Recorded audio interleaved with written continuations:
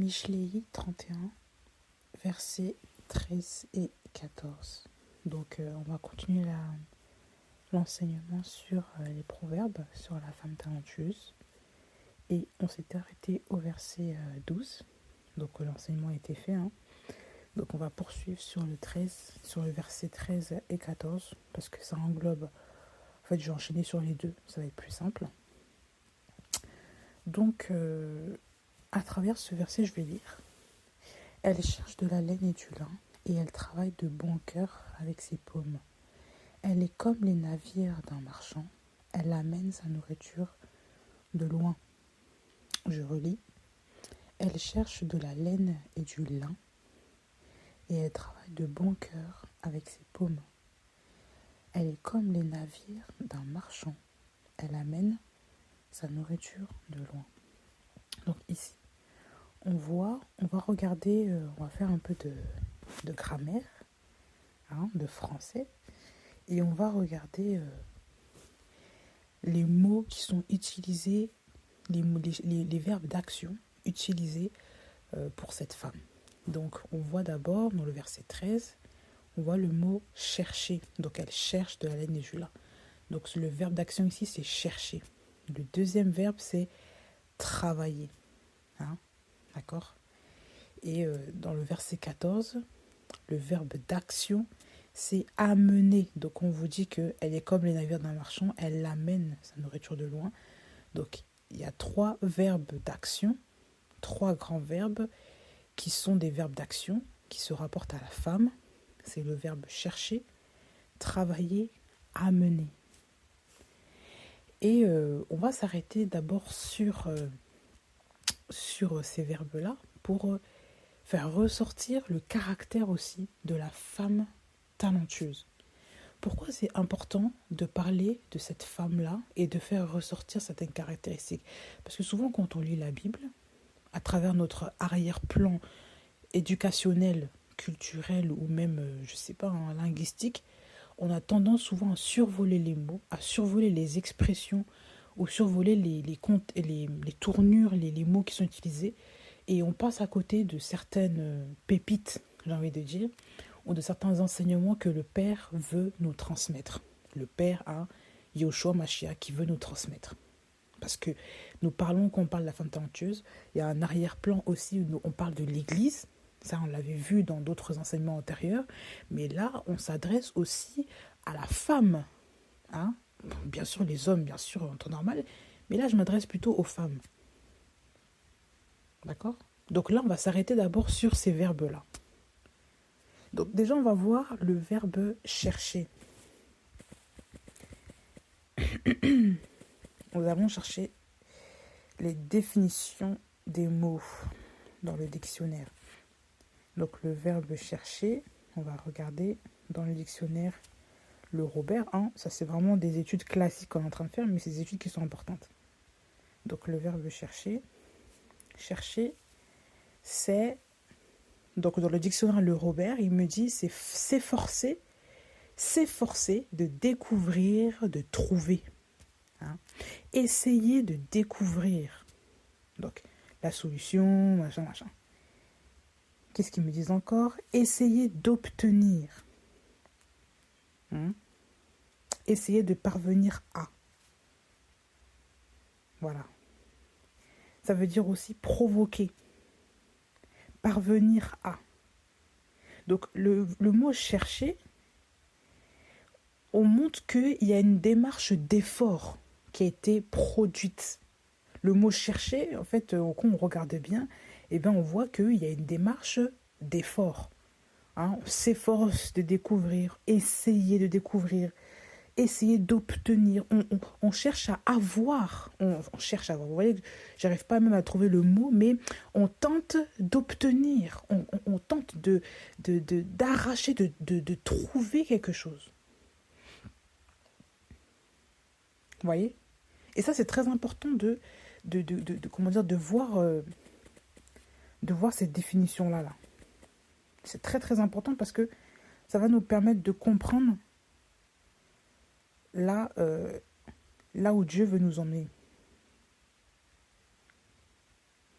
Donc, Donc même quand on regarde, je regarde même dans la parole, hein, en hébreu, le verbe chercher, c'est le verbe darash, qui signifie avoir recours à, s'enquérir, exiger. Hein. On parle de consulter aussi, consulter Dieu en l'occurrence. Hein. Voilà, demander, pratiquer, étudier, suivre, voilà. Être redemandé, donc redemander le saint. Hein, quand on cherche aussi, ça veut dire, c'est généralement traduit par s'informer, redemander, réclamer. Hein, au souci de, prendre à cœur. Donc c'est quelque chose, c'est une démarche qui est intimement liée au fait de prendre à cœur, d'avoir le souci d'avoir quelque chose. C'est s'occuper, occuper ses pensées sur quelque chose. Quand par exemple vous cherchez une solution, eh ben, vous êtes concentré à trouver une solution. Comment dire, vous tentez tous les moyens, vous frappez toutes les portes pour avoir la solution. Et quand une personne cherche quelque chose, eh ben on voit que c'est une personne aussi qui est préoccupée par cette chose. C'est une personne qui est préoccupée par ce qu'elle tente d'avoir. Et quand on cherche, on tente d'avoir, on veut obtenir. On est dans la quête d'obtenir quelque chose. Hein. Une femme, par exemple, qui cherche les problèmes, c'est une personne qui veut les problèmes, qui provoque les problèmes. D'accord? Donc elle fera tout pour parvenir à avoir des problèmes. Je dis un exemple banal, hein, mais c'est pour vraiment comprendre. Des gens, par exemple, dans leur comportement, vous voyez vraiment qui provoquent les problèmes. Hein? Il y en a qui provoquent jamais la paix. C'est toujours des problèmes qui provoquent. Parce que pour eux, ben, ils ne cherchent que les problèmes. Ils ne cherchent que les disputes, la confrontation. Ils ne cherchent que voilà, les embrouilles, les ennuis. La recherche. Quand vous voyez même, quand on envoie par exemple les chiens de patrouille, hein, quand il faut qu'ils trouvent des indices par rapport à des criminels, la drogue, tout ça, les chiens de police, et ben vous allez voir des chiens qui reniflent partout. Ils sont là, ils cascadent partout parce qu'ils doivent rechercher des indices et vous les voyez, ils sont concentrés sur une odeur en particulier. Ils cherchent quelque chose. Hein, les chiens là, quand vous voyez les chiens de police, regardez les chiens de police. Ils cherchent quelque chose, ils sont concentrés, ils sont préoccupés dans leur truc. Ils ont le nez fourré partout pour trouver l'indice. Et dès qu'ils ont trouvé, bah, ils aboient, ils se réjouissent, ils appellent leur maître pour leur dire « j'ai trouvé quelque chose ». On cherche, c'est le souci, le fait de chercher. Quand on cherche une promotion, on est en quête, on tente par tous les moyens d'attirer l'attention sur nous, par exemple à notre boss, pour avoir cette promotion-là. On cherche à avoir plus d'argent, et bien on va passer par des moyens plus ou moins bien, hein, selon le monde ou selon chaque personne, pour avoir plus d'argent. Par exemple, on cherche à avoir une maison. Quand on cherche à avoir une maison, ça veut dire qu'on va regarder les annonces ça et là plusieurs fois par jour. Hein. Voilà. La recherche, c'est le souci. La recherche, c'est le fait d'être dans la quête de. C'est d'être dans la préoccupation, d'être investi dans cette trouvaille, dans une prochaine trouvaille. Voilà. On va à tout prix frapper à des portes. On va regarder chaque opportunité qui s'y ouvre. Chaque chose qui s'y ouvre.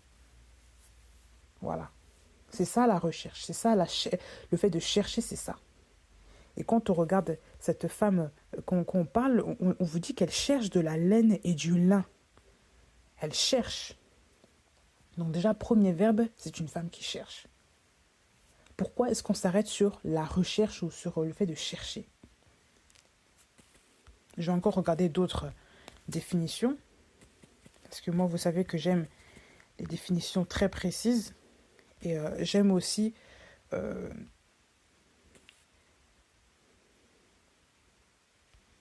regarder les choses dans leur entièreté. Donc quand même dans le verbe, même dans le latin, le chercher, c'est s'efforcer de trouver. Hein, s'efforcer de trouver. S'efforcer de trouver. S'efforcer de. Il y a un rapport de force ici. Chercher à, s'efforcer. Faire effort, s'appuyer sur. Voilà, faire des efforts. On parle des efforts. Voilà. S'efforcer de, tout ça. C'est entreprendre. Entreprendre. Vous voyez, dans le latin, là, on explique mieux, là, dans le dico latin, là. Entreprendre. Donc, le fait de chercher, c'est entreprendre. Hein? C'est ça aussi. Se décider à faire une chose et s'engager dans son exécution. Se décider à faire une chose et s'engager dans son exécution. Essayer. C'est tenter. Qu'est-ce qu'on voit aussi d'autre comme définition? Donc, chercher, demander que, voilà. Donc, c'est demander également. Fouiller, pêcher. Donc, pêcher dans le sens de pêcher, par exemple, le poisson. Trouver, découvrir, chercher avec soin, fouiller, explorer soigneusement. Voilà. De quoi parle-t-on encore? Donc, demander, voilà, etc., etc. Consulter. Hein, comme on a vu dans la Bible, le fait de consulter Dieu, bah, chercher, on cherche après Dieu. Hein? Avoir le désir de. C'est chercher aussi, avoir le désir de.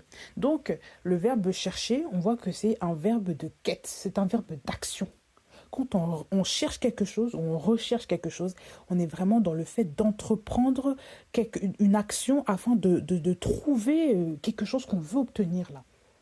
C'est ça le fait de chercher. Et aujourd'hui, au cas où vous remarquez, on voit beaucoup de femmes qui n'ont pas ce sens-là de la recherche, qui ne cherchent pas, qui sont là, qui attendent, qui paraissent. Et malheureusement, vraiment, on dit ça vraiment avec beaucoup de comment dire, de regrets parfois. Parce que nous sommes dans une société aujourd'hui où on reçoit tout sur des plateaux d'argent. On reçoit tout, que ce soit l'argent, les aides, la nourriture, tout parfois sur plateau d'argent. Même pour faire les courses, il y a le drive qui existe. Pour vous dire qu'on a juste à commander, cliquer sur un bouton, on paye de loin et tout arrive chez nous. Et rien, on ne va pas chercher les choses. On n'est plus obligé aujourd'hui de notre temps, de notre société, je dis industrielle. Parce que dans d'autres pays, ce n'est pas du tout la même chose. Je m'excuse, dans nos sociétés aujourd'hui, par exemple dans le cas de la France, nos sociétés qui sont très industrialisées, qui sont très informatisées, il n'y a pas besoin forcément de se déplacer pour faire des courses. On peut même se faire transporter par je ne sais quoi. On peut se faire livrer par voilà, de la nourriture toute chaude, voilà, à travers je sais pas, des petits coursiers, des petits livreurs. Il n'y a plus besoin de chercher maintenant, se déplacer pour chercher une bonne nourriture, il n'y a plus besoin. Mais non. Même pour chercher une maison, il n'y a plus besoin. Tu demandes à un agent immobilier de te faire une recherche, voilà, de faire ça. Tu demandes tes critères. La personne va chercher pour toi. C'est plus maintenant toi qui cherches, c'est lui qui cherche les choses pour toi. Même pour le travail, tu peux demander même à des personnes de te chercher un travail. Aujourd'hui, les gens n'ont plus ce sens-là de la recherche.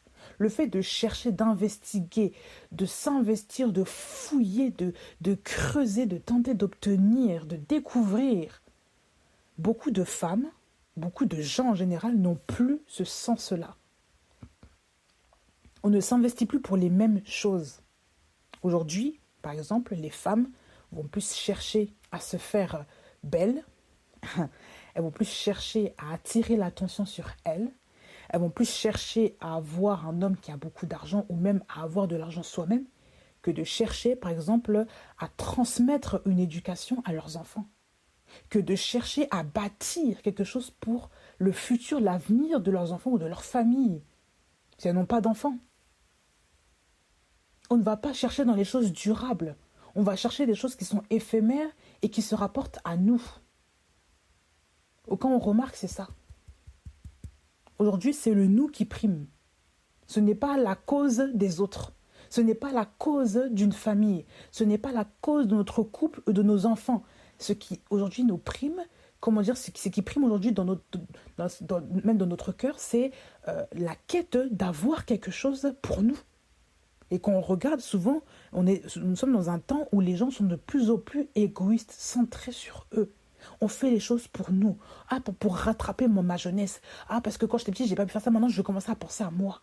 Mais tu as des enfants. Il y a un temps pour tout. Le temps de ta jeunesse est passé. Il faut maintenant penser à tes enfants qui sont là. Je parle à une femme, par exemple.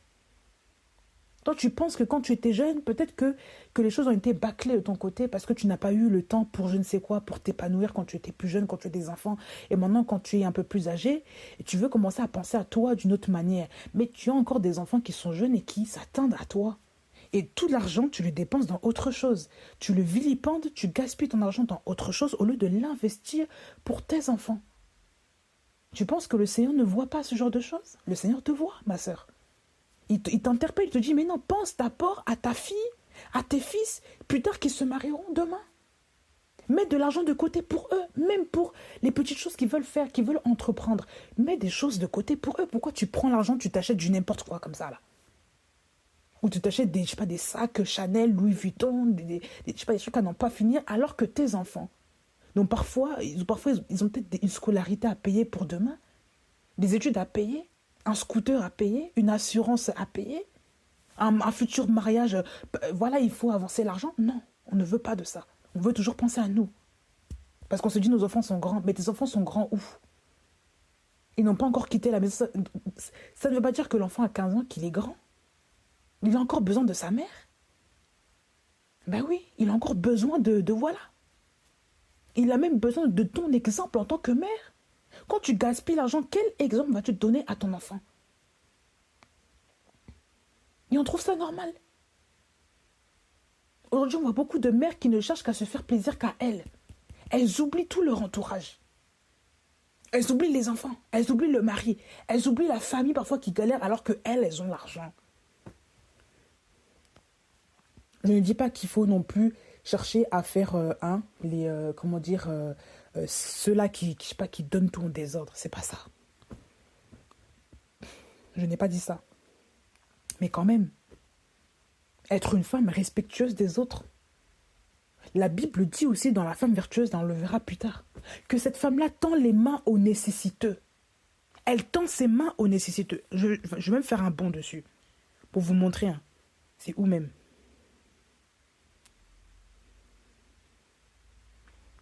C'est le verset qui suit. Hein. Voilà. Le verset 20. Donc, Mishlei 31, verset 20. Proverbe 31, verset 20. Elle déploie ses paumes pour le pauvre. Elle étend les bras vers l'indigent. Hein? On vous dit qu'elle déploie ses paumes, donc ses mains pour le pauvre. Elle étend les bras vers l'indigent. Déjà, tes propres enfants, tu as du mal à chercher demain à investir pour eux. Qui ne veut même pas faire ouvrir des comptes en banque pour que l'argent de tes enfants rentre. On ne fait pas. On ne cherche pas à établir un avenir solide à ses enfants demain. Parce qu'on ne fait que manger l'argent. Et après, on s'étonne que l'enfant, demain, il commence sur des bases galères. Mais l'enfant, quand il rentre dans la vie, c'est pas toujours évident. Il faut les accompagner souvent. Et après, ça glisse. Quand ils sont bien installés, après, on les laisse. Mais quand ils rentrent tout juste dans la vie active, souvent, il faut les accompagner, il faut les aider avec des tremplins. On vous dit que l'argent répond à tout. On n'a pas dit que l'argent est le bonheur, on vous dit que l'argent répond à tout. Dans les Ecclésiastes, là, c'est marqué. Donc, quand parfois l'enfant a des galères, là, l'argent, parfois, peut répondre à ses problèmes. Galère pour avoir un appartement, mais il faut l'aider. Par exemple, il faut investir, mettre de l'argent de côté pour que cet enfant-là, quand même, il ait un tremplin, il ait une enveloppe financière pour rentrer avec assurance dans la vie. C'est ça aussi, être une mère qui cherche les choses, qui réfléchit. Le fait de chercher, c'est réfléchir. Regardez, quand vous perdez quelque chose dans votre maison, quand vous le cherchez, vous réfléchissez, mais où est-ce que je l'ai mis? Comment est-ce que j'ai pu faire ça? Parfois, vous retracez même le chemin arrière. Où est-ce que le truc est? N'est-ce pas? Mais avec les enfants, là, c'est pareil. Il faut chercher comme ça, de la même manière dont vous cherchez votre rouge à lèvres perdu, là. Votre crayon que vous avez égaré, là. L'argent qui est disparu dans la maison. La même manière dont vous cherchez ça, là. C'est la même manière dont il faut aussi chercher pour ses enfants, l'avenir de ses enfants. Quand ils sont jeunes, là, quand ils sont adultes, là, voilà. Il faut juste les pousser, Mais quand ils sont petits, parce que le temps passe vite. Aujourd'hui, on n'a plus le temps. Le temps est court, le temps est raccourci. vous dit que les jours sont mauvais, que le diable a peu de temps. Hein? On n'a plus le temps pour les choses. On doit racheter le temps. Ça veut dire que les gens on a perdu du temps. Donc si vous êtes là, vous perdez encore du temps dans les futilités, je ne sais pas. Il faut arrêter de se focaliser sur les choses futiles. Nous ne sommes pas des femmes de ce siècle pour nous conformer, comme sur les femmes de ce siècle, sur des choses inutiles. Parfois, on voit des femmes qui cherchent toute leur vie à se faire aimer des gens. À travers toute chose, elles passent à côté de leur vie. Les enfants ne voient même pas cette femme-là. Cette femme-là est plus dehors en train de vouloir se pomponner devant les gens pour chercher un amour qui ne sert à rien, au lieu de s'occuper de sa propre vie, de chercher les choses utiles. On cherche toujours à se faire valoir nous, alors que nous sommes que de la poussière. On est quoi devant, voilà. Si tu meurs aujourd'hui, tu finiras en bas, tu finiras à la poussière, tu vas maquiller la poussière. Donc à quoi ça sert d'investir dans du maquillage à outrance? À quoi ça sert d'investir dans des choses qui sont passagères? Même les réseaux sociaux, à quoi ça sert de commencer à investir toute son énergie dans des réseaux sociaux pour avoir des likes? Aujourd'hui, on voit beaucoup de femmes on voit surtout des mamans qui font ça. J'insiste dessus. Des mamans sur les réseaux sociaux. Des mamans avec des enfants, des bambins, qui affichent leur gros ventre sur les réseaux, qui affichent leur vie de famille. Elles ne cherchent que ça, les likes. Et quand début de vidéo, il faut s'abonner. Parce qu'il faut les likes. On remercie même les gens d'avoir posé des likes. Vous cherchez quoi? Une fois, je regardais ça, je me dis, Seigneur, on est là. D'accord. Ok. Et le Seigneur m'a même déconseillé de regarder ça. Parce qu'en tant que mère, on peut se faire aussi contaminer comme ça. Oui, même si c'est pas du tout mon genre de... ouvrir des pages juste pour montrer ma vie comme ça. Mais on peut se faire contaminer comme ça. On commence petit à petit, on met des photos. Après, un jour, on ouvre carrément un compte, on fait des vidéos, on raconte toute sa vie. Parce qu'il faut les likes. Hein? Et les gens regardent toute votre vie. Et Satan aussi regarde toute votre vie. Les démons aussi, tout le monde. Les pédophiles aussi, ils sont vos enfants, tout le monde. Et les femmes aussi mal intentionnées qui regardent aussi vos maris. Les hommes aussi mal intentionnés qui vous regardent, qui vous dévisagent du corps. Personne ne dit rien. Parce que souvent, ces femmes-là qui s'affichent, il faut voir aussi les accoutrements qu'elles mettent. Pas toutes, Dieu merci. Mais comme on voit parfois, on cherche à souvent attirer le regard alors que ça s'appelle femme mariée. Vous voyez pas qu'il y a un problème de sirène des eaux là-dedans? Ce sont des femmes sirénisées qui font ça, qui s'affichent tout le temps pour que les gens les voient. Déjà, les femmes qui aiment toujours s'afficher pour que les gens les voient. Vous voyez pas déjà qu'il y a un problème? Pourquoi voulez-vous qu'on vous observe comme ça? On vous dit que le corps de la femme est pour son mari. Donc les femmes qui cherchent à être vues des hommes, des autres là, il y a un problème, il y a un vrai problème. Et même souvent les chrétiennes aussi font ça. Même des prédicatrices, on les voit souvent sur le net, tout ça, mais on voit des femmes qui ne cherchent qu'à être vues. Qu'on voit les maquillages, les habits, les strass, les paillettes, les coiffures, on se dit, mais qu'est-ce qu'elles cherchent ces femmes? Vous êtes mariés, je ne sais pas. C'est quel honneur ça, quelle honte. Je dirais quelle honte. Parce que se maquiller de telle manière pour attirer le regard des gens, se disant pour prêcher, tu veux prêcher quoi? Le maquillage?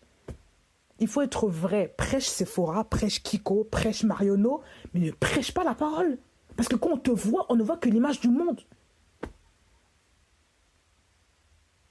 Vous voulez enseigner qui comme ça, là? Comment voulez-vous que l'enseignement passe? C'est impossible. Et on voit des mères qui suivent ça. Et quand je dis des mères, je ne parle pas des jeunes filles mères, des mamans. Souvent des mamans qui ont beaucoup d'enfants. Eh ben oui, c'est ça qui est le plus... qui est honteux. Quand on voit cette femme vertueuse, on nous dit qu'elle a des enfants. Vous croyez que cette femme-là avait le temps pour je ne sais quoi? Pour, pour parler avec ses copines, pour raconter toute sa vie, pour montrer ce qui se passe sur les réseaux, machin. Mais regardez la vie d'aujourd'hui. Vous voyez pas que le monde est infiltré? Vous voyez pas que nous-mêmes, nous commençons à être nous-mêmes, à être agressés par toutes ces choses-là? Le net, les réseaux, Instagram, tout ça.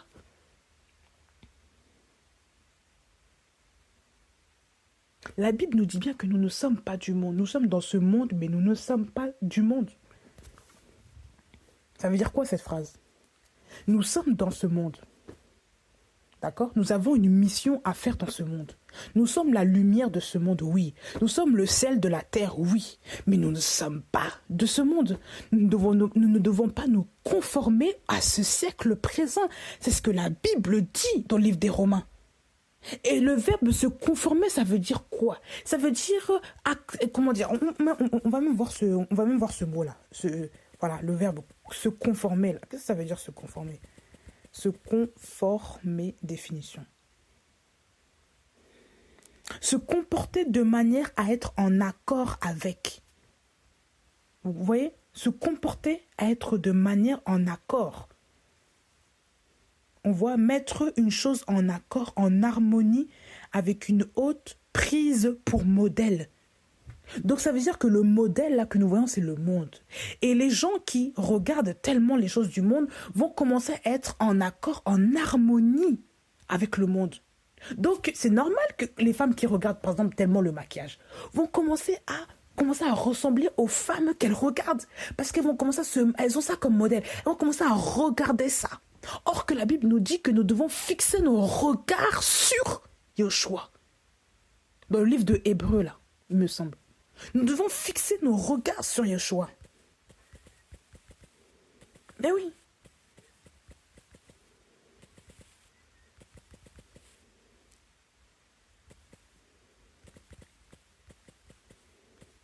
On doit fixer nos regards dans Hébreux 12. Hein. Voilà. Nous devons fixer nos regards sur Yahushua. Mais aujourd'hui, c'est tout le contraire qui se passe. Verset 2. Hein. Fixons les yeux sur Yahushua, l'auteur de la foi, qui l'amène à la perfection.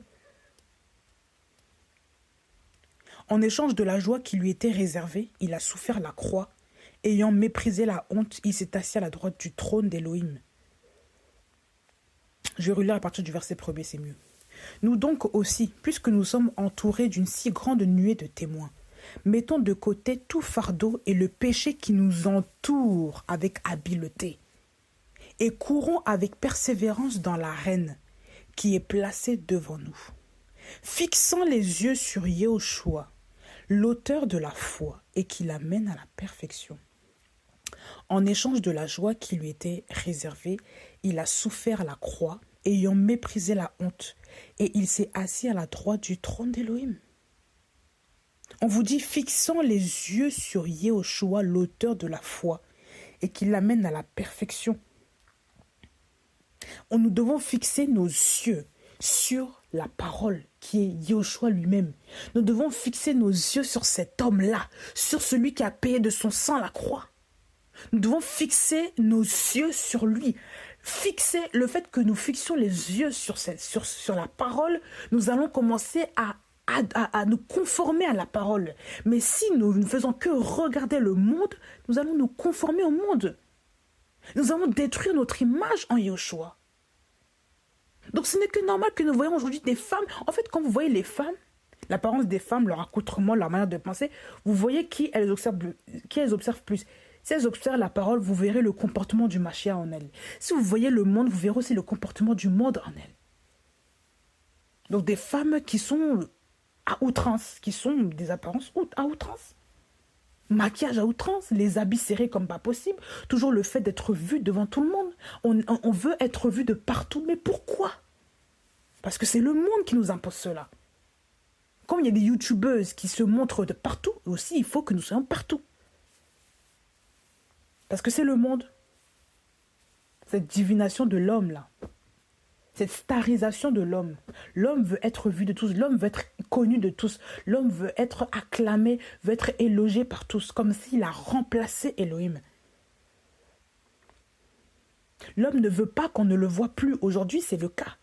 On voit tellement de familles, tellement de gens qui s'exposent sur le net pour se montrer, au lieu de montrer des contenus intéressants. Non, on préfère juste exposer le corps des femmes, exposer les femmes. Et même quand tu vois la publicité, hein, c'est de pire en pire. L'audiovisuel, c'est vraiment une catastrophe. Il faut vraiment le dire. On ne peut pas laisser des enfants devant la télé aujourd'hui, devant des pubs. Des pubs dites normales, qui passent aujourd'hui à la télé à 13h. Parfois, ce n'est pas possible. Quand on voit certains accoutrements de certaines pubs, des trucs, on se dit, mais c'est pas possible. Comment les enfants, ils peuvent laisser passer ça devant des enfants? On est en train d'habituer les enfants à la sexualisation des corps. Et on trouve ça logique. Même à travers les dessins animés, il y a des dessins animés qui sont très sexualisés. Maintenant, on voit des jeunes filles qui ont ils font des graphismes qui sont de plus en plus réels. Et on voit le corps de beaucoup de jeunes femmes, des mini-jupes, je sais pas, les derrières qui sont bien dessinés. De plus en plus, on voit ce genre de choses. Ça ne se cache plus. Dans le temps, ça n'existait pas, ça. C'était une abomination. Les gens étaient très pudiques. On ne voyait pas des jupes ras la cuisse. Ça n'existait pas. Aujourd'hui, on ne peut pas laisser nos enfants devant la télé sans avoir la tête tranquille. Je ne dis pas qu'il faut le faire, même si c'est un mec qui est normal. Mais quand même, je veux dire que dans le temps, ça n'existait pas ce genre de pression mentale. Ça n'existait pas. L'ennemi cherche par tous les moyens par nous inclure une mauvaise image. Il veut à tout prix nous donner un modèle. Il veut nous imposer un modèle par la force à travers les images. Et le bon moyen là, qui est utilisé dans ces derniers temps, là, c'est l'audiovisuel. Tout ce qui est écran, téléphone, smartphone, ordinateur, télé, tout. Tout est fait. Même les grands écrans dans les grandes villes, là, très très grands écrans qui montrent les pubs. Tout est fait pour captiver l'attention de l'homme. Les cinémas et tout ça. Les grands podiums, les trucs, les grandes... voilà, les concerts où tu vois les stars sur des grandes affiches.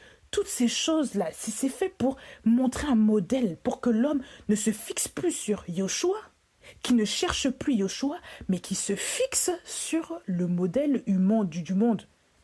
Hein? Qui se fixe maintenant sur le modèle satanique. Parce que quand vous voyez vraiment toute cette mode satanique, je suis désolée de le dire, mais la plupart des chanteurs là, c'est des impudiques, c'est des sataniques, tous ces gens-là. Regardez comme ils sont habillés. Regardez même leur vie. Mariage sur mariage, divorce sur divorce. Tromperie, adultère. Mais vous croyez vraiment que ça, c'est pas des modèles tout ça là? Hein? Il y en a même qui sont partis en prison, qui ont tué des gens, mais non, tout le monde s'en fiche. Vous voulez avoir ça comme modèle?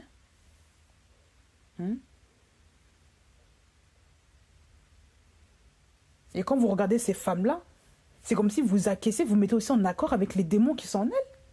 Parce que vous les prenez comme modèle. Donc si c'est une femme, par exemple, comme les Beyoncé, les chanteuses là, qui ont vraiment des esprits de Cyril des eaux poussés là, comme ça là.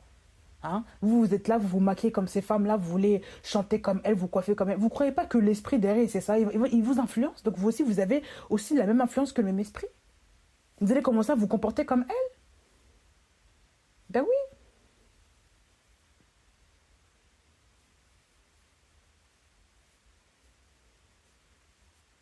C'est grave. Il faut le dire. Ce ne sont pas des modèles, ces femmes. Ce ne sont pas des bons modèles, je dirais. Parce que ça, c'est le modèle du monde. Mais des bons modèles, ce ne sont pas des bons modèles.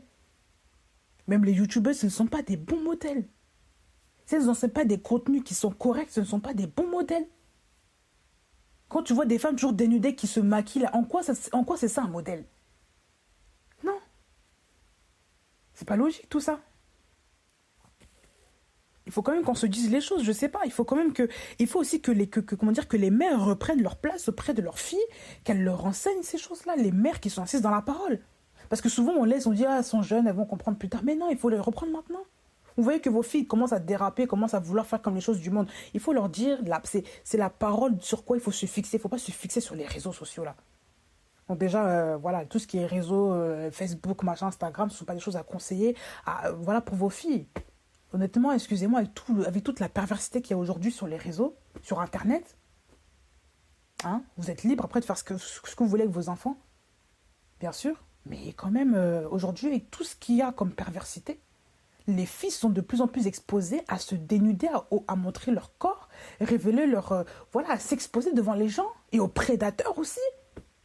Ah oui. Elles ont beau être vierges de corps, mais vierges de figure, elles ne le sont plus. Tout le monde les a vues déjà avant le temps. Le corps n'en parlant pas. C'est grave. Mais oui, comment dire ça, c'est quel honneur ça, même au niveau même du futur mari comment dire, qui va épouser ses filles, c'est quel honneur. Tout le monde a vu cette fille-là, sauf ce... Hein. C'est pas un honneur ça quand même. Il faut savoir se protéger.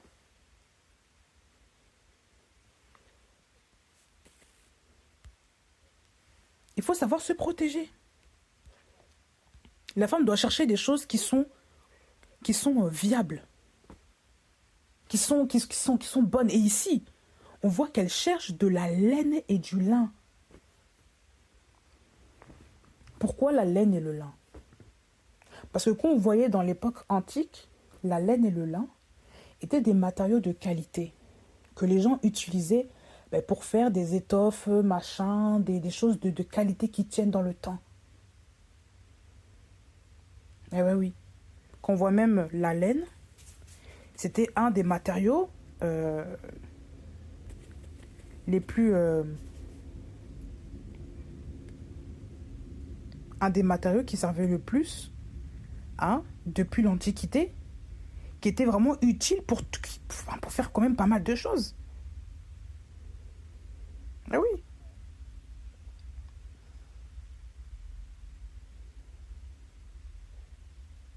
On voit, il y a vraiment une très très longue histoire sur la laine. Je vous laisserai lire ça, hein, mais on voit ça chez le mouton, la chèvre, tout ça. On vous explique que c'est fait pour le textile et capacité aussi d'isolant thermique, donc pour se couvrir, tout ça. Et donc ça c'était vraiment un gage. En fait c'était ce qu'il y avait de vital, parce qu'on a besoin de se couvrir aujourd'hui. À l'époque c'était avec la laine. Le lin, c'était pour faire les tissus, les étoffes. Et même le temple qui a été construit dans le désert par Moshe à travers Yahweh, là, et c'était fait aussi avec du lin, rétor, tout ça, toutes ces choses-là. Donc il y avait quand même, c'était des choses qui étaient importantes. Il fallait trouver des matériaux de qualité.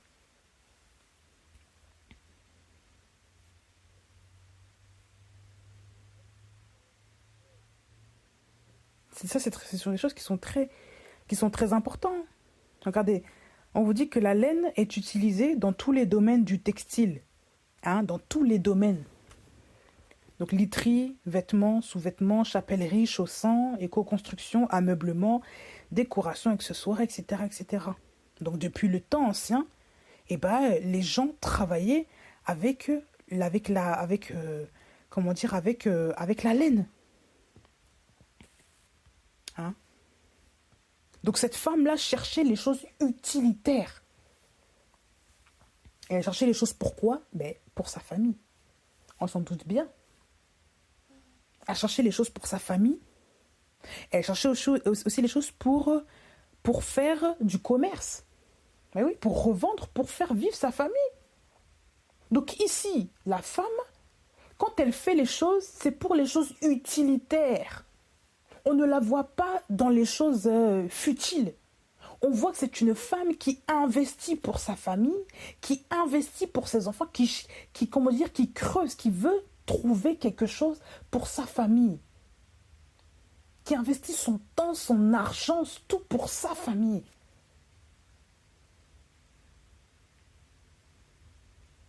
Hein? Vous allez me dire, mais aujourd'hui on va chercher de la laine et du lin, comment? C'est pas par rapport à ça. Il faut voir les choses de manière aussi contextuelle et spirituelle. Toi aujourd'hui tu es une maman. Simplement. Je vais dire quelque chose de simple. Tu as de l'argent. D'accord? Ou même, tu n'as pas beaucoup d'argent. Le peu que tu as, tu peux quand même chercher à mettre de côté pour ton enfant. Pour lui acheter plus tard quelque chose d'autre. Avec ça. Tu peux commencer à chercher, je ne sais pas, mettre de côté un petit peu d'argent au fur et à mesure pour acheter une petite parcelle au terrain, plus tard même pour tes enfants. Acheter un petit quelque chose pour ta famille. Chercher des bons plans pour faire vivre ta famille. Avoir une petite structure, une petite entreprise pour chercher à vivre ta famille. Pour chercher à faire vivre ta famille. Même si ton mari rapporte l'argent, tu peux quand même voilà, aider en quelque chose. Il faut que tu te sentes utile. Et les femmes me disent, mon mari gagne tellement d'argent que voilà. Mais oui, mais il faut investir dans quelque chose qui te tient à cœur. Hein? Et des femmes, c'est l'enseignement. Et des femmes, voilà, elles enseignent, elles savent enseigner les enfants. Je sais pas, elles peuvent même faire des petits tissus, des petits vêtements. Et il faut chercher à faire du bien autour de soi. Chercher, par exemple, à donner quelque chose à quelqu'un. Toi qui as le don pour faire à manger, tout ça, pour faire des choses, machin, et ben tu peux quand même transmettre ça à tes enfants et aussi donner des plats aux autres. Il faut chercher à être utile pour les autres. Hein? Chercher à faire du bien. Il y a des femmes qui ne pensent qu'à elles, je le dis encore. Mais oui, c'est grave. On est dans une société où les gens sont centrés sur eux, sur leurs propres besoins. On oublie tout le monde. Alors que dans le temps, quand on faisait les choses, on s'aidait entre voisins, tout ça. Parce qu'on sait que la vie n'est pas simple. Et que la vie était beaucoup plus simple hier qu'aujourd'hui. Même si les temps étaient difficiles, les gens travaillaient à la main, mais en vérité, aujourd'hui, il n'y a plus de contact avec les uns et les autres. Aujourd'hui, chacun fait sa vie. Même parfois dans des familles, le mari et la femme, c'est pas le même salaire.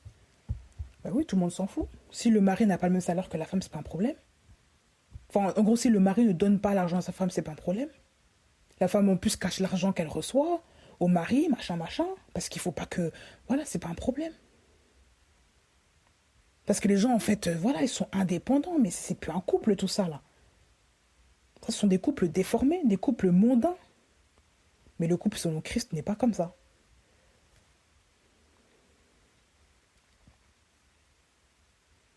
Deuxième verbe. Nous voyons le verbe travailler. Travailler de bon cœur avec ses paumes. On vous dit que cette femme travaille. Je vais peut-être toucher un point sensible, parce que tout le monde sait ce que ça veut dire travailler. Hein. On ne peut peut-être pas rechercher la définition, à moins que certaines vraiment veulent avoir la définition. Je vais juste le faire juste pour vous montrer que... Hein, pour rester dans la droiture, parce qu'on veut dire, oui, on a donné la définition pour chercher, mais pas pour travailler. On va chercher travailler, pour vraiment avoir la vraie définition du mot travailler. Dans le vieux, ça signifie faire souffrir. Ça veut dire aussi inquiéter, préoccuper.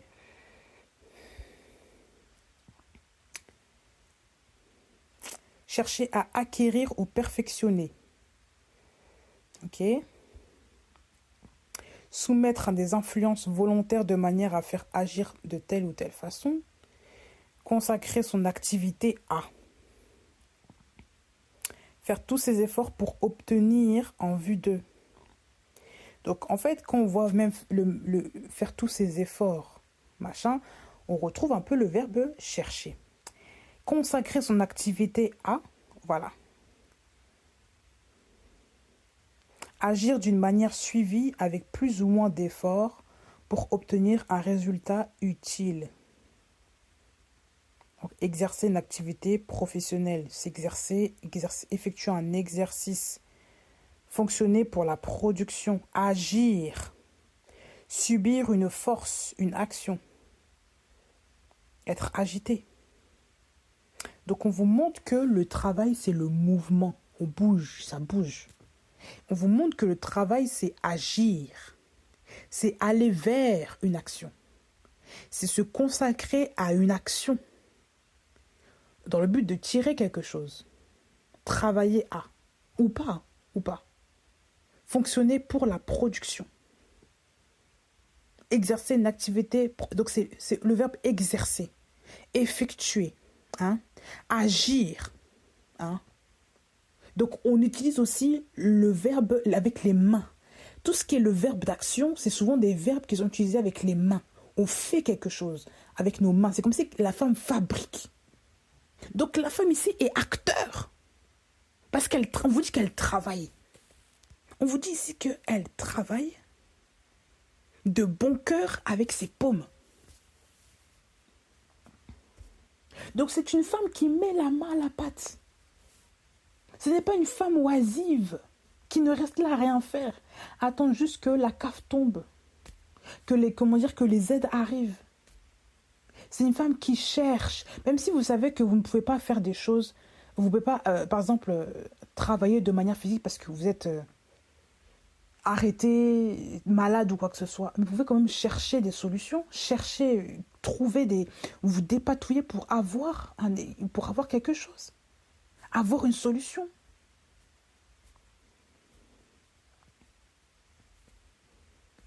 Et je dis ça avec beaucoup de réserve aussi. Beaucoup de respect. Parce que je suis aussi passée par là. Je suis aussi une femme. Et dans beaucoup de temps, j'ai été arrêtée.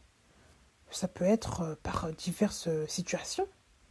Mais même si nous sommes arrêtés physiquement, que ce soit par une grossesse, par une quelconque situation ou autre, mais nous devons continuer à chercher à agir. Parce que le Seigneur, lui, n'est pas arrêté. Nous ne sommes pas mortes quand même. Et des femmes, elles se disent, bah, je ne travaille plus, je suis alitée ou peu importe, et ben je ne fais rien du tout de mes journées. Mais non, tu fais rien de tes journées, mais tu peux quand même réfléchir, quand même, pour prendre un crayon, poser, faire certaines choses, penser voilà, penser des choses pour la maison, et réfléchir, inspirer ton mari à faire ça, ça, ça, chercher des choses à l'avenir. Il faut toujours être dans le fait même de travailler de manière intellectuelle pour des bonnes choses, guidées toujours par l'esprit, j'insiste dessus, parce qu'il y a des femmes, par exemple, qui sont obnubilées par le travail. Je ne parle pas de ces femmes-là qui ont un problème un peu avec le repos, avec l'exigence. Je ne parle pas de ça. Je parle des femmes qui ont vraiment, qui doivent, mettre un pied toujours, qui doivent mettre un pied en avant. Même si tu es arrêté par rapport à ta situation. Même si le temps te force à te stopper parce que tu as quelques situations. Par exemple, tu es enceinte. Tu ne peux plus travailler. Tu t'es arrêté brusquement. Ou alors tu t'es vraiment ralenti, tu ne peux plus être opérationnel comme avant. Ça peut arriver à tout le monde. Et franchement, ça arrive à beaucoup de femmes. Hein. On a beau vouloir se dire non, les femmes doivent être parfaites. Non, il y a des femmes qui sont très fatiguantes au début de grossesse. Et voilà, je suis même dans ce cas-là. Donc il ne faut pas commencer à culpabiliser les gens. Les femmes agissent de manière différente. Selon les femmes, on est toutes différentes. Mais maintenant, le Seigneur, même s'il t'a arrêté là, parce que ton corps l'exige, à quoi t'attend-il? Peut-être qu'il t'attend à faire autre chose, d'une autre manière. Il t'attend à travailler d'une autre manière. Le Seigneur ne veut pas qu'on reste des femmes oisives, parce que c'est comme ça aussi que on s'ennuie et que les problèmes arrivent, qu'on déprime à la maison, ou alors qu'on sort de notre spiritualité, on ne lit plus la Bible, on commence à rester plus devant la télé et on devient à l'image du monde. Et ça, le Seigneur ne veut pas, parce qu'on se laisse aller. On a beau être arrêté physiquement, l'esprit n'est pas arrêté. Nous devons faire la part des choses. Et ça demande aussi beaucoup de maturité, je dirais de discipline avec l'esprit. C'est l'esprit qui nous donne la cadence. C'est l'esprit de Dieu qui nous donne la cadence. Ce n'est pas nous-mêmes.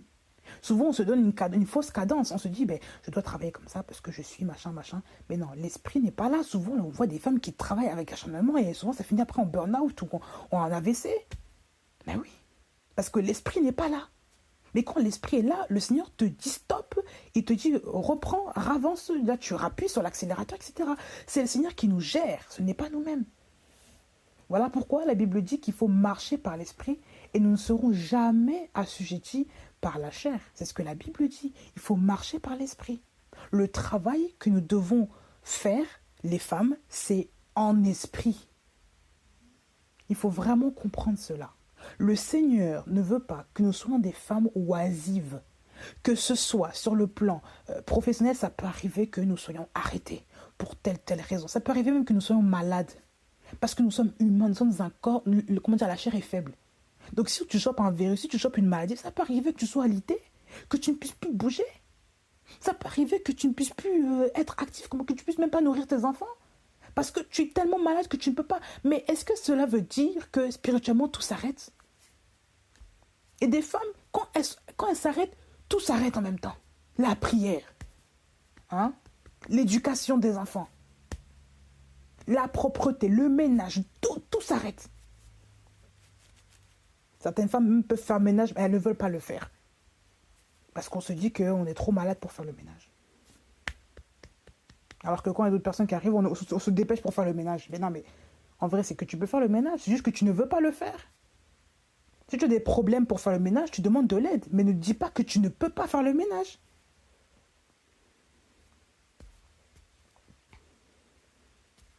Il faut trouver l'équilibre. Et l'équilibre ne se trouve que dans l'esprit.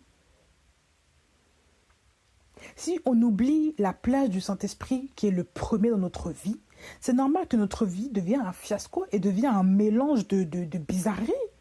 Mais quand le Seigneur est le premier dans notre vie, il ne devrait pas avoir ce genre de problème-là, de mélange bizarre. Bah oui, il faut qu'on se dise les choses de manière honnête. Oui, le travail est gouverné par l'esprit. Le travail n'est pas gouverné par l'homme lui-même, là. Parce que quand on voit le reste même dans le monde, les gens qui n'ont pas l'esprit, regardez comme ils travaillent. Ils ne savent pas se reposer. Et quand ils travaillent avec tellement la pression qu'ils finissent en burn-out. Ça, ce n'est pas une bonne manière de travailler. Il y a des gens, ils se mettent trop la pression. Ou alors, ils travaillent tellement mal, ils sont tellement laxistes dans le travail. Il n'y a pas d'équilibre. La plupart, ils ne connaissent pas l'équilibre parce qu'ils sont dans le monde. Mais nous ne devons pas avoir la même gouvernance que ces gens-là.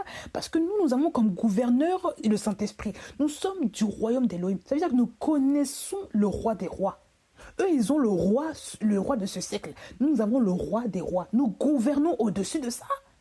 Donc, nous ne pouvons pas commencer à nous asseoir à la même enseigne que les gens du monde. À nous laisser gouverner par les gens du monde. C'est pas possible. Non. À nous laisser gouverner par par les choses de ce monde. Il y a des femmes qui se laissent gouverner par la nourriture. Mais oui. Il y a des femmes qui se laissent gouverner par la télé. Il y a des gens qui se laissent gouverner par je ne sais quoi les problèmes. Mais c'est pas normal. Où est votre Dieu là-dedans, là? Et souvent, on oublie le Saint-Esprit. On le met toujours à la dernière place. Et on pense que c'est ça qui est normal. Où est Dieu là-dedans? Où est Dieu?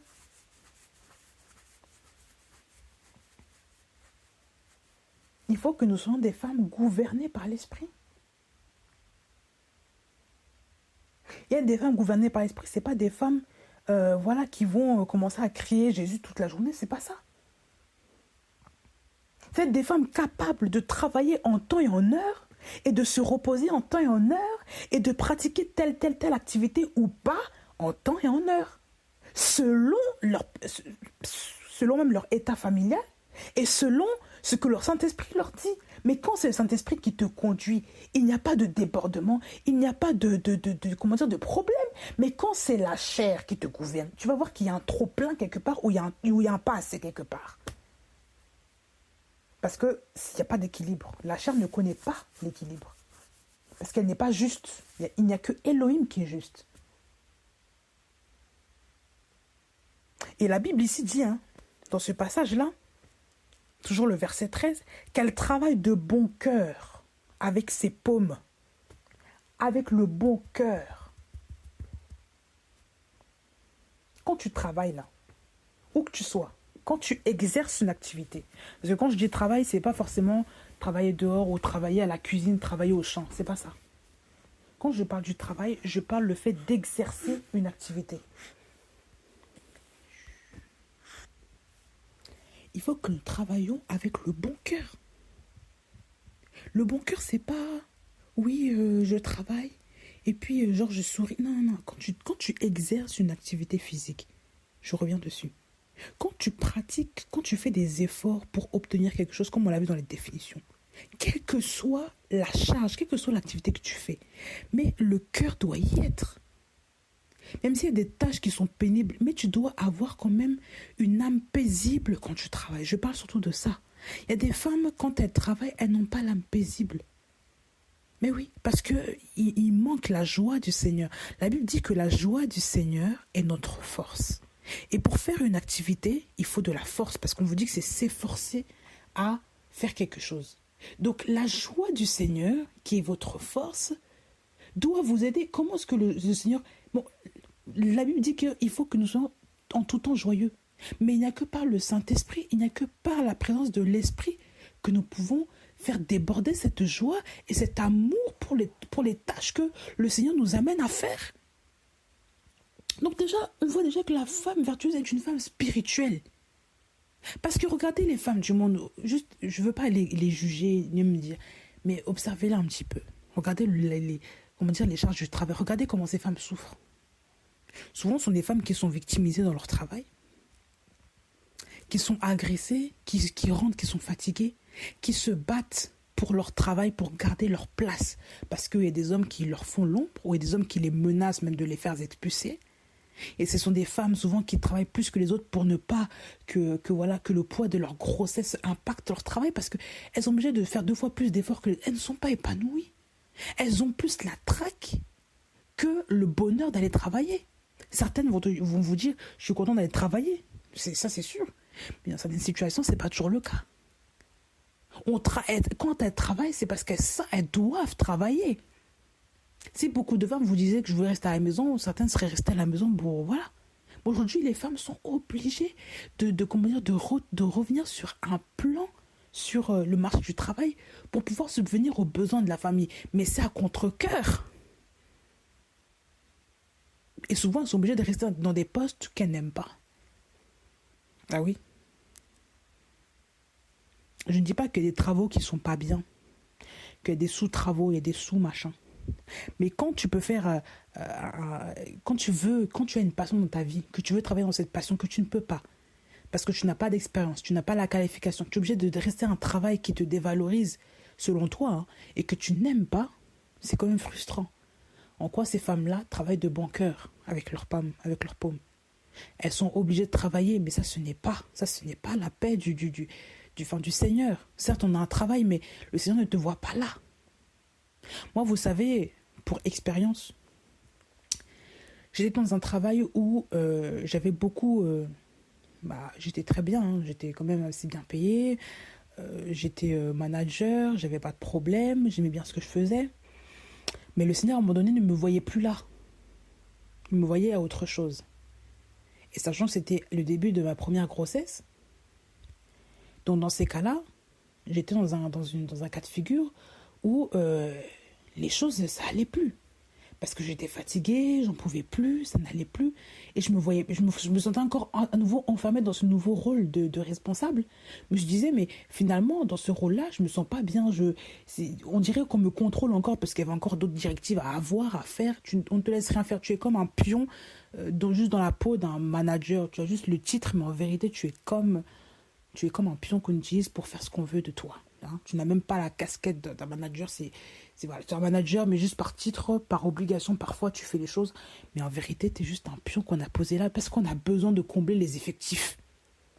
Voilà. Et moi, dans tout ça, je me disais, mais ça me coince encore. Je n'aime pas cette formation-là. Je n'aime pas ce travail-là, ce poste-là. Je préfère partir. Je ne sais pas partir de moi-même, mais les choses ont fait que je me suis arrêtée. Et ma grossesse n'a pas suivi. Parce que je me disais, attends, je suis fatiguée. J'ai des complications de grossesse. Et j'ai dû m'arrêter par rapport à ça. Et le Seigneur même m'a enseigné, dans toutes ces situations, il m'a enseigné que lorsque je ne suis pas bien dans un travail et que je ne peux pas continuer, il ne faut pas que je reste par obligation. Et le Seigneur m'a forcé à m'arrêter pour que je réalise que non seulement j'étais dans un engrenage où je ne voyais même plus ma famille, mais en plus de ça, que je n'aimais pas mon travail, que je travaillais par force. Et que ça, ce n'était pas le repos de l'esprit. Parce que quand le Seigneur te donne un travail, il te met avant tout dans ce travail-là pour que tu te reposes. Il te met dans ce travail-là pour le repos. Quand je dis le repos, ce n'est pas pour que tu ne fasses rien, mais c'est le repos de l'esprit.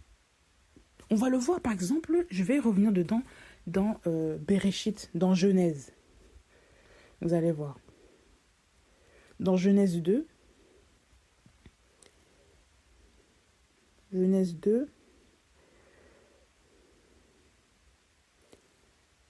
à partir du verset 15. Yahweh Elohim prit l'être humain et le fit se reposer dans le jardin d'Éden pour qu'il le travaille et le garde. Regardez bien. Yahweh Elohim, c'est Dieu lui-même. Il prit l'être humain que vous êtes là.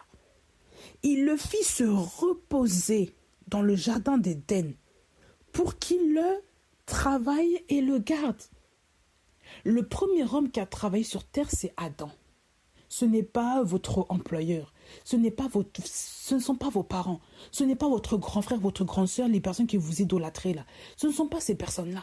C'est Adam qui a travaillé le premier. Et c'est Yahweh qui l'a mis dans le jardin d'Éden pour qu'il le travaille et le garde. Mais il l'a mis dans le jardin, il le fit se reposer. La première chose qu'il a fait faire à l'homme, c'est se reposer dans le jardin d'Éden. Et ce mot-là, se reposer, la traduction hébreu, ça signifie Yanak. Yanak. Et le repos, nous savons que c'est Yoshua. Le repos là, c'est le Machia. Où est-ce que nous voyons ça, que le repos est le Machia? Regardez.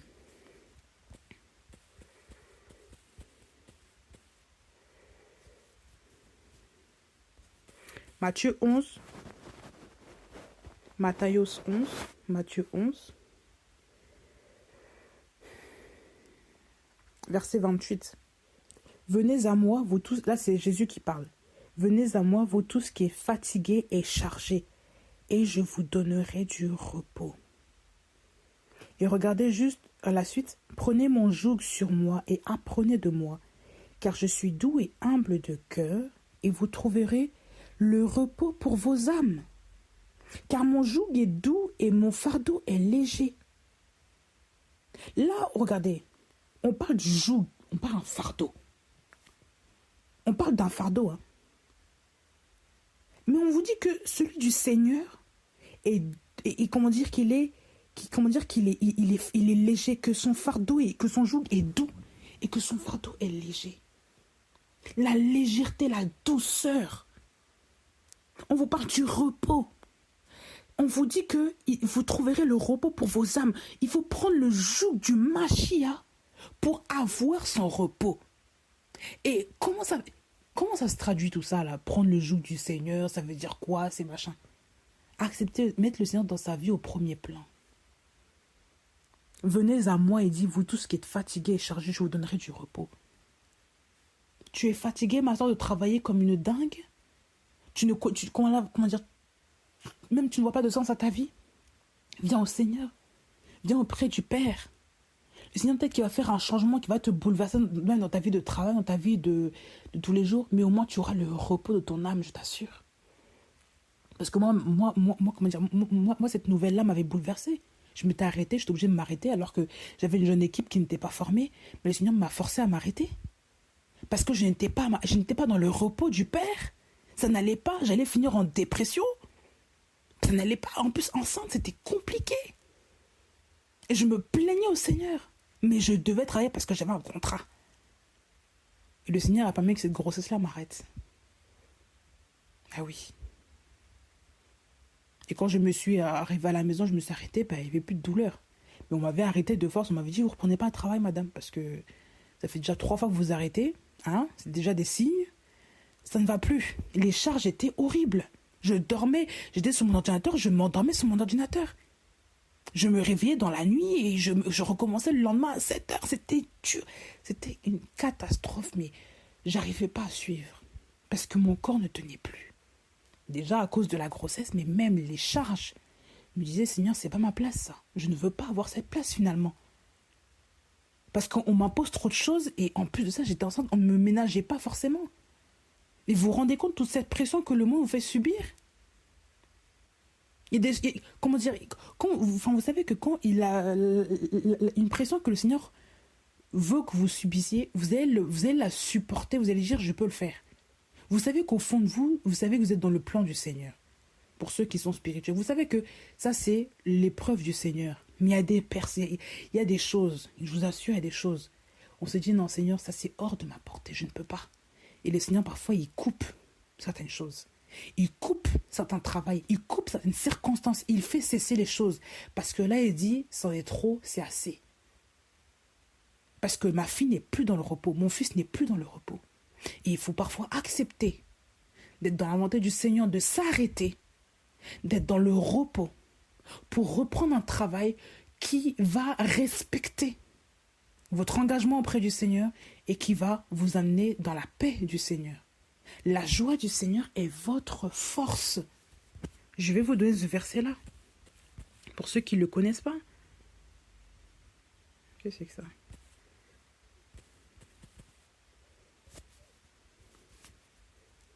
Donc c'est Néhémie 8, verset 10. Néhémie 8, verset 10, je vous laisserai le lire. Ne soyez pas tristes, car c'est la joie de l'Éternel qui fait votre force. Néhémie 8, verset 10. Ne soyez pas tristes, car c'est la joie du Seigneur qui fait votre force. Donc parfois, dans votre tristesse, ne pensez pas que le Seigneur, c'est compliqué, non. Hein? Quand le Seigneur vous demande de faire une œuvre, même si vous savez que c'est dur, vous le faites avec un bon cœur. Vous savez que c'est pour le Seigneur. Moi, vous savez, quand j'ai commencé les enseignements, beaucoup d'enseignements, la tâche était colossale. Parce que j'ai écrit pas mal de choses sur les enseignements aussi. J'ai fait pas mal d'écrits. Mais dans le travail que je faisais, qui était parfois fatigant, parce que je travaillais parfois de nuit à cause de mon fils, la journée, c'était pas évident de concilier les deux. Je travaillais de nuit, mais le Seigneur me donnait comme le repos. Je dormais quand même bien, j'avais pas de problème. Mais on voyait quand même cette douceur de l'esprit. Le fait que le Seigneur t'accompagne, qu'il te porte même dans ta chair. On le sent. Et quand tu es à ta place, quand tu fais le travail que le Seigneur te demande de faire, je ne parle pas que d'un travail, par exemple, d'enseigner tout ça, les trucs que souvent on voit à l'église, même dans ta propre vie de famille. Quand tu es à ta place, toi en tant que femme au foyer, quand tu es à ta place, quand tu es à ta place de femme de maison, là, tu fais le travail, tu sens la paix du Seigneur, tu sais que le Seigneur est avec toi. Même si tu as 5, 6 enfants, tu sais que c'est ta charge, le Seigneur va toujours t'épauler. Le Seigneur ne te laisse pas dans le burn-out parce que tu es sa fille et parce que tu es dans le repos du Seigneur. Parce que tu es à ta place. La place de l'être humain, là, dans Genèse, là, c'était dans le jardin d'Éden, c'était pas dans le jardin de je sais pas où. Hein. Jardin d'Éden, c'était dans une place spéciale. On vous dit jardin d'Éden, jardin de délices. Éden, ça veut dire délice, ça veut dire tout ce qui est bon, les bonnes choses. C'est pas un truc bizarre. Donc il faut aussi respecter cela. Là où le Seigneur vous place, ce n'est pas une place où il y a des piquants partout, où il y a des cactus partout. Non, même s'il y a des challenges, ça doit être quand même le délice. Il y a des femmes qui n'acceptent pas. Par exemple, le Seigneur vous fait arrêter, il vous dit, il faut rester à la maison pour s'occuper de l'enfant. Mais vous voulez pas, vous voulez toujours rester dehors. Mais le Seigneur vous voit à la maison. Il sait que votre délice, il sait que là où vous serez bien, que votre travail doit être à la maison avec cet enfant-là. Vous devez éduquer vos enfants, mais les femmes ne veulent pas aujourd'hui, elles veulent toujours être dehors. C'est normal que vous galérez comme ça. Pour certaines, je ne veux pas culpabiliser les femmes qui travaillent dehors, mais il faut quand même comprendre que quand le Seigneur vous impose de quelque part, quand les femmes ne veulent pas, c'est compliqué. On veut toujours travailler dehors, on se stresse, machin, il faut travailler dehors. Mais chez toi, ta place est chez toi. Ta place n'est pas là-bas. Pour le moment, là, le Seigneur te voit chez toi. Le jardin d'Éden, là, c'est pas là-bas, c'est ici. Pour d'autres, c'est peut-être dehors. Et à la maison parfois. Mais pour toi, c'est exclusivement à la maison ou alors tu as un temps là-bas, tu as un temps ici. Ben oui. Ou pour d'autres même. Même les délices là. Tu quittes ton travail, tu vas dans un autre, c'est là tu vas trouver le délice. C'est pas ici. Même ta ville là, c'est pas ici. Il y a des gens, ils se stressent pour commencer à chercher le travail, ça, ça et là. Mais le travail ne vient pas. Pourquoi? Parce que ce n'est pas la place ici du travail.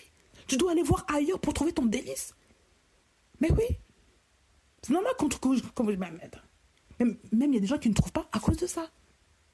On ne trouve pas le travail parce que ce n'est pas l'endroit où le Seigneur te voit. Et le Seigneur te voit ailleurs. Et quand tu trouves ailleurs, ça vous arrive ça voilà, ça arrive à tout le monde. Moi, ça m'est arrivé quand j'étais jeune. Je cherchais partout. Je cherchais ça et là, une maison. Près de mon travail à l'époque, il n'y avait pas de... Il n'y avait rien.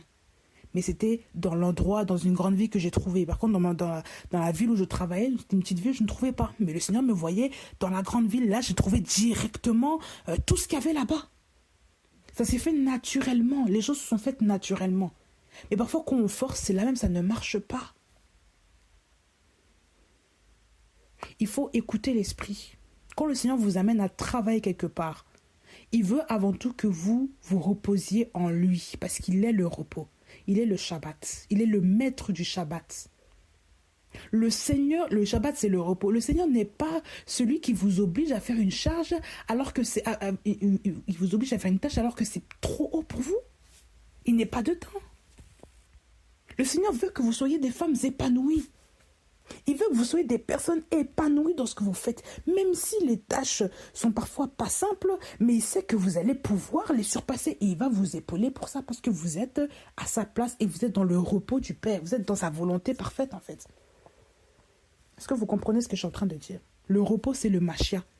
Donc le travail doit se faire dans la volonté du Père. Elle ne doit pas se faire en dehors. Après, on s'étonne qu'on devient des mauvaises personnes parfois dans le travail. Mais oui, parce que tu n'es pas à ta place. Tout simplement. Donc, travailler de bon cœur avec ses mains, c'est ça. Il faut que nous soyons des femmes qui retrouvent notre intimité avec le Seigneur pour savoir que c'est le Seigneur qui est notre repos. C'est le Seigneur qui nous donne cet amour pour travailler dans ce qu'il nous assigne. Ce n'est pas nous-mêmes.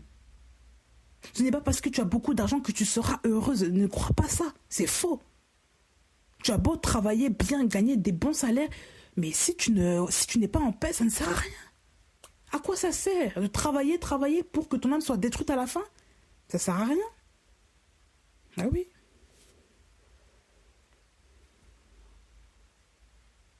Elle est comme les navires, verset 14, hein. Elle est comme les navires d'un marchand. Elle amène sa nourriture de loin. Elle est comme, on vous définit cette femme comme les navires d'un marchand. Hein? Donc c'est une femme qui a des cargaisons pleines.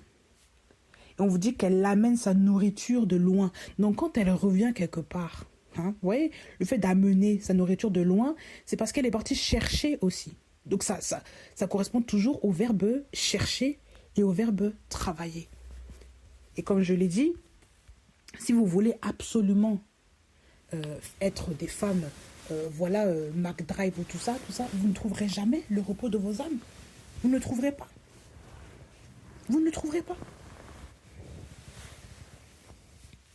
Il faut être des femmes qui est restée dans le plan du Père. Ici, on voit une femme qui amène sa nourriture de loin. Donc, c'est une femme qui se déplace, qui fait des trajets, qui cherche les choses de loin, qui va creuser pour avoir quelque chose. Et je ne parle pas que de nourriture ici. Ici, on prend le cas de la femme qui cherche sa laine, tout ça, machin, dans le temps contextuel, qui amène sa nourriture de loin, qui fait les choses, qui travaille de bon cœur, voilà. Mais on parle aussi d'une femme qui investit, qui va chercher, qui va creuser, qui ne s'arrête pas sur une porte fermée, par exemple. Ah oui. Une femme qui accepte de se déplacer loin pour avoir ce qu'il a de bon pour sa famille, ce qu'il y a de bon pour l'avenir. Ah oui. Une femme qui accepte, par exemple, excusez-moi, hein, je vais peut-être être un petit peu intrusive dans votre vie, mais par exemple, pour vos enfants, vous savez que vous avez une grande maison qui est un peu plus loin de la ville. Hein? Pourquoi ne pas avoir une maison qui est plus loin de la ville? Vous pouvez faire le trajet chaque jour. Vous pouvez, hein, je dis bien vous pouvez, selon vos moyens, vous pouvez. Mais c'est une grande maison qui correspond particulièrement à votre vie de famille. Vous êtes un peu plus loin de la ville, certes. Un peu plus éloigné près de la campagne. Mais au moins, vous pouvez faire ce trajet-là. Vous avez une grande maison pour vous. Que de rester coincé dans une ville, dans des HLM ou dans des mauvais quartiers. Parce que vous voulez tout à côté de vous. Autant sortir de la ville et avoir la paix. Avoir quelque chose de plus grand pour ses enfants et de penser au bonheur de ses enfants. Que de trouver toujours des choses proches et de moindre qualité. Parce qu'on ne veut pas se casser la tête. Vous voyez ce que je veux dire? Et c'est pareil pour la nourriture. Souvent, on trouve, pour pas se déplacer, on va appeler Uber Eats, Deliveroo, les livreurs, là, pour qu'ils nous ramènent de la manger à la maison. Mais on ne veut pas se bouger pour aller acheter, pour faire des courses. On préfère toujours les solutions faciles, restaurants, machin. Parce qu'on ne veut pas se casser la tête. On sait qu'il y a une bonne nourriture là-bas et une bonne nourriture dans ce magasin-là. Au lieu d'y aller, on n'y va pas. On achète toujours des nourritures qui sont avariées ici, là. Près de chez nous. Parce qu'on ne veut pas se déplacer.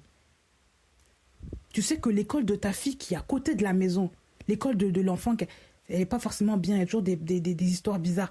Au lieu d'aller un peu plus loin, juste un petit peu plus loin, tu fais un peu plus de kilomètres, pour emmener ta fille dans une bonne école, non, tu préfères pas. Parce que l'école est juste à côté, toi, ça t'évite de te déplacer. Non, l'école là-bas est certes un peu plus loin.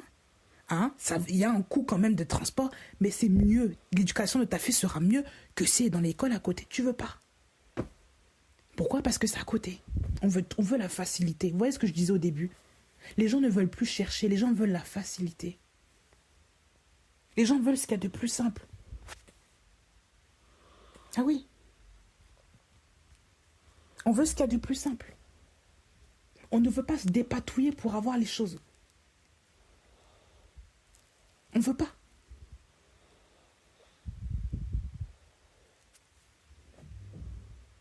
C'est compliqué.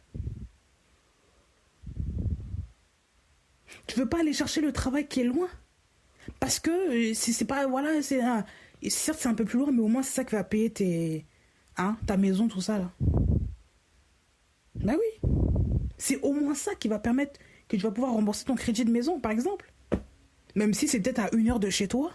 Mais quand même, tu as un travail là-bas, on te dit, tu as un CDI. Prends. Tu as la route, le kilomètre à faire, prends. Parce que c'est ça au moins, tu as un travail là-bas, tu es en sécurité. Que si tu restes ici, dans ta région, tu n'auras jamais de travail. Tu restes dans ton endroit, tu n'auras pas de fixe. Tu vas galérer. Donc autant prendre quelque chose qu'on te tend la main. Autant le prendre que de cracher dessus, parce que c'est loin. Il y a des gens qui ne veulent pas se débrouiller. Ils ne veulent pas chercher parce que ils sont dans cette naïveté, dans cette paresse, dans cette incapacité de vouloir de chercher les choses au loin. Ils ne veulent pas de ça. Pour eux, faites chercher au loin, c'est la contrainte. Mais oui, mais la Bible vous dit que le travail, c'est l'effort. Et parfois, pour avoir certaines choses, il faut faire des efforts. On ne vous dit pas que oui, il faut galérer pour tout avoir, mais on ne vous dit pas que c'est pas un trajet de 5 heures. C'est des trajets que tu peux faire quotidiennement. Donc il faut le faire. Même si tu mets le carburant, il faut faire le trajet.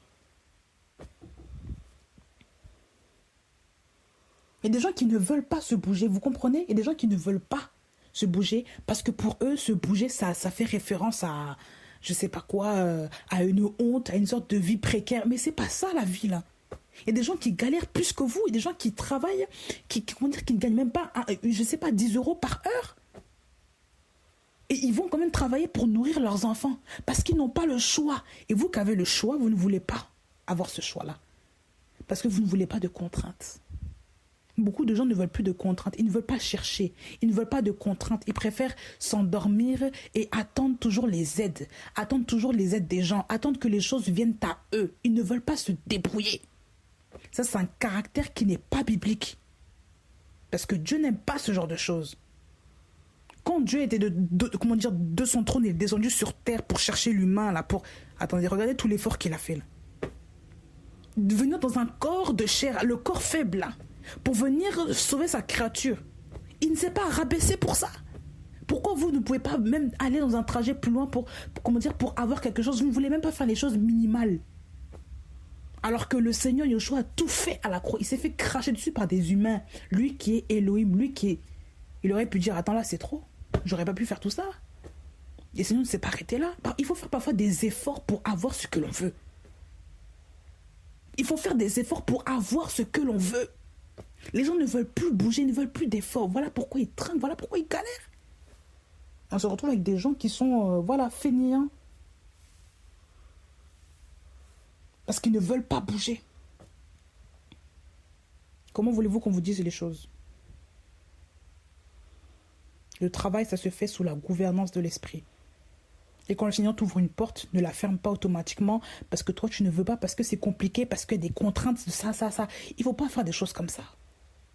Même si les portes parfois sont compliquées, faites-le. Vous ne savez pas de quoi demain est fait. Vous ne savez pas.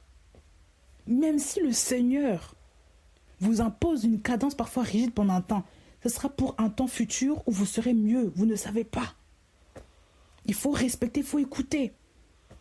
C'est pas toujours simple, mais il faut écouter.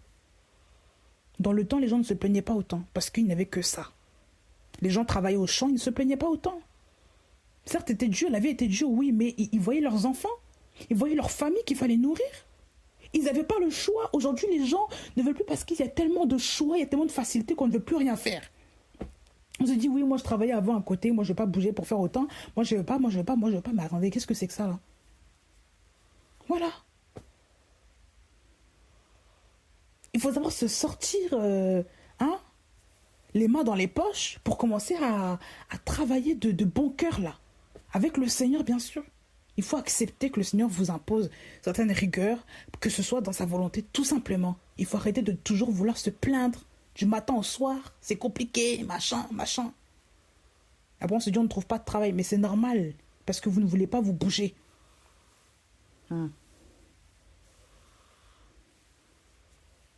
Je m'arrête là, mais c'est juste pour vous enseigner, pour nous enseigner sur vraiment ces deux versets-là qui sont vraiment concentrés, vous voyez, sur le travail, la recherche, le fait d'être investi, le fait de ne pas être passif, d'être oisif dans la vie, d'être investi, de ne pas se relâcher. On ne se relâche pas, même si on a des tempêtes familiales, même si on a des tempêtes financières, on ne doit pas se relâcher comme ça. En tant que mère, vous n'avez pas le droit.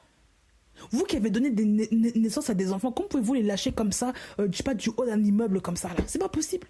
Mais quand vous vous arrêtez de vivre, quand vous arrêtez de faire des choses, vous faites la même chose. Vous relâchez votre famille de, comment dire, du haut d'une tour, vous le laissez comme ça, en l'air. Vous trouvez ça normal? C'est la même chose. Vous devez vous relever. Que Dieu vous bénisse, que Dieu vous accompagne et que Dieu vous secoue dans le nom du Seigneur.